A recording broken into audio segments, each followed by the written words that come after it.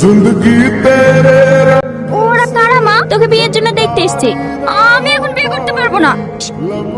দেখলে বিয়ে হয়ে যাচ্ছে না। कोशिश की তাড়াতাড়ি রেডি হয়ে নে। ना हो पाए মাদ্রাসার এতিম বাচ্চাদের বিনামূল্যে যেভাবে পড়াইছে, রোহনকে যতই দেখি ততই অবাক হয়েছে। আম্মা তোমার মাই খাতুন, কোন ক্লাসে পড়াশোনা করছো? কলেজে 3rd সেমিস্টার। বাহ, খুব মিষ্টি মেয়ে। আর কিছু জানার থাকলে জিজ্ঞেস করেন। জানার আবার কি থাকবে, আমারই তো বন্ধুর মেয়ে।